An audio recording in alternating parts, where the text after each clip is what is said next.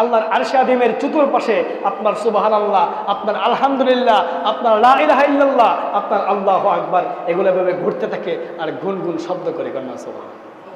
মৌমাছি যেরকমভাবে গুনগুন শব্দ করে এরকমভাবে আরশে আজিমের মধ্যে গুনগুন শব্দ শুরু হয়ে যায়। আল্লাহ পাক ফেরেশতাকে ডাক দিয়ে বলে, ও ফেরেশতা, আমার আরশে আজিমের মাধ্যমে এইরকম গুনগুন শব্দ কিসের শব্দ শোনা যায়? আল্লাহ পাক জানার পরও ফেরেশতাদেরকে জিজ্ঞাসা করতেছে।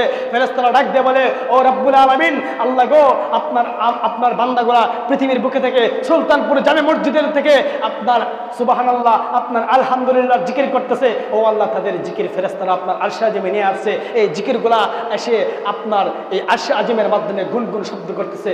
আল্লাহ বলে, এই গুনগুন শব্দের মাধ্যমে কি শব্দ শোনা যায় তোমরা কি জানো? ফেরেশতা বলে, আল্লাহ আপনি তো ভালো জানেন। আল্লাহ পাক রব্বুল আলামিন বলেন, সুলতানপুরের যেই বান্দাটা সুবহানাল্লাহ বলছে ওই বান্দাটার নাম ওই সুবহানাল্লাহ আরশে আজিমে গিয়ে ওই বান্দার নাম জপতেছে।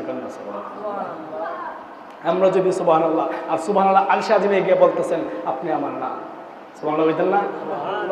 আমরা দুনিয়াতে সুবহানাল্লাহ বলি, আলহামদুলিল্লাহ বলে, রাসূলের হাদিস প্রমাণ করে আপনি আমার সুবহানাল্লাহ আলহামদুলিল্লাহ আরশে আজিমে আল্লাহর দরবারে গিয়ে আপনি আমার নামের জিকির করেন।